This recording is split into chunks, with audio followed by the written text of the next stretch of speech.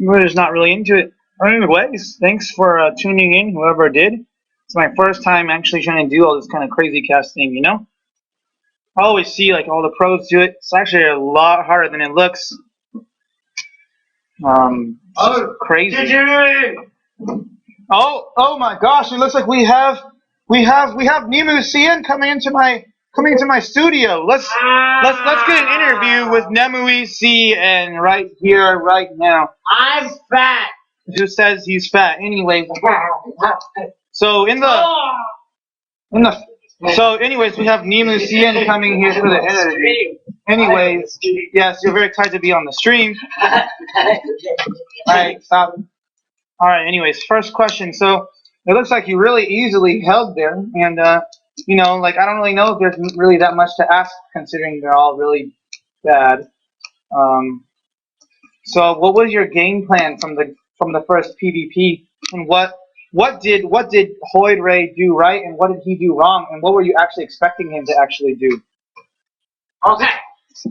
What he did right was nothing. He had no warp gate technology. He had nothing. My game plan for the first one was to rush 4 as fast as possible. I managed to get it out within 5 minutes and 20 seconds, and he can't do anything about it because he went sentry first. And so I went for the timing that goes just before he'll get warp gate. I'll make it in. And then it pretty much just went from there. He was stupid and didn't force field my first 2 units lost, so he lost 2 sentries.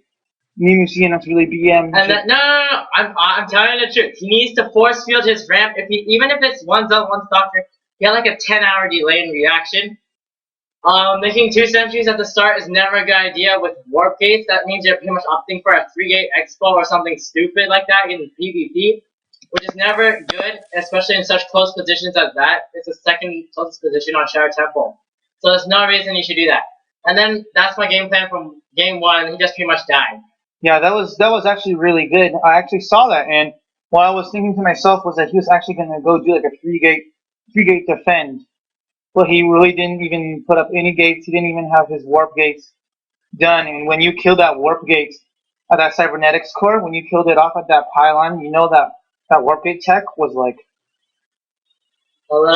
two seconds basically from completing. Yeah, that's why you always target the pylons first, because even if you allow warp gates to be finished and you target the pylons, you won't be able to warp in anything. In other words, you win anyway. And then for the second game, basically, in the beginning, I noticed we were close position, so I didn't go for anything like a 1 Rax Expo or anything like that. So I didn't play too greedily. What I did was I made a small force, and at the beginning, with my beginning searching SCV, I noticed he had quite a couple of sentries, so that pretty much hinted me he was doing something with his money. So that means he's probably doing an expo or something, fast expo. So that's why I sent out a small squad of 4 Marauders, 3 Marines into his base, and then that pretty much scares him. And so then, since he's scared and he makes a whole bunch of pointless units while I just sit there and make a bunker, he can't really do jack squat. And then I make a command center, and then that pretty much helps me secure my expansion. And at the cost of losing nothing, I pretty much pressure him and he can't do anything about it. And then from then on, I was already ahead economically, I was ahead in everything. And then when I did a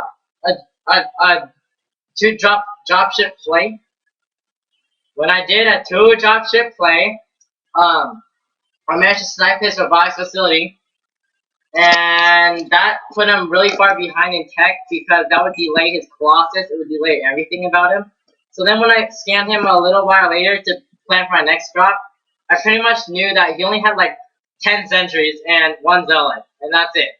So that's why I could pretty much just take the commanding lead from then on, just dropping over and over just to annoy him. And then again, because of my drop, I also have a sense of what army he has, which also enabled me to take my 3rd out really early into the game, 10 minutes in. And taking a 3rd at that location, the top left, that's very dangerous in close positions on Shadow Temple. But anyway, I did it anyway, because I already knew I was so far ahead in that point, the game was pretty much mine. At one point when it looked like he was breaking into my base and looks like he was going to win, all he really did was just open himself to die by my army to the far right. Right. The first thing he should do is either send some unit to the watchtower before he pushes out. Exactly. Because if he could scout it and he engaged it frontal, forward, he lost. probably could have taken my force. But thing is, he didn't, which really enabled me to snipe his Colossus in the beginning. And then, since I sniped his Colossus, the rest of his army just melts. Exactly. You actually sniped the Colossus quite fast, and then and one of the most rarest things I've ever seen, you one-shotted a Colossus.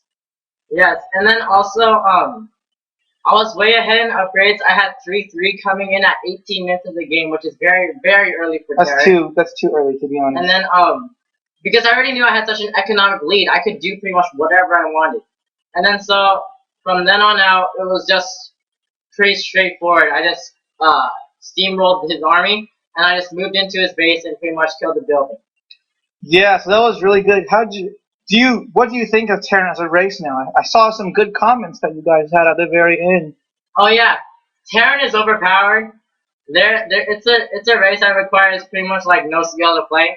All you really need is just 2 medevac and 16 marines or 2 marauders and whatever the heck. And as long as you just fill up those medevacs, you can pretty much just do whatever you want. It's really Terran is just too like they're harass oriented, and they're also and the harass oriented stuff also pretty much associates and helps their ground army in general. So medevacs, in my opinion, are just pretty broken right now. And then on top of that, they have just too many hard counters to Protoss, such as Vikings for the Colossus or Ghosts for anything else. And I didn't even need any of the specialist units because I already countered all of his techs through my drops. And I had a clear vision on what he had the whole game. So not at one point in the game did I feel pressured that he was going to do something. Okay, Nemu CN, final question. So if Terran is so OP, then why is Zerg also doing so well right now? And what do you think needs to be done in particular about Terran Ghost EMP, if it needs to be changed at all? Ghost EMP has an unreasonable range. Its range is huge, and it's pretty much it pretty much serves as DPS, and it serves as energy neutralizer against Protoss. So I'd say EMP is pretty broken against Protoss, not even gonna lie. Second of all, for Zerg not being that powerful, right now it's just that the game, the Terran players in the game have just figured out some like new things. And they're just like metagaming Zerg and Protoss hardcore. That's why there's like 20 Terrans in the GSL, and there's like 2 Zergs and like 2 Protoss. But I still have my hopes on Nesty, so it's okay. Interesting. Well, thank you very much, Nemu CN of Clan Nemu. He is the most awesome, and he wins. And this has been Loveholic. I'm gangster as shit. I'll see you guys soon, and thanks for tuning in.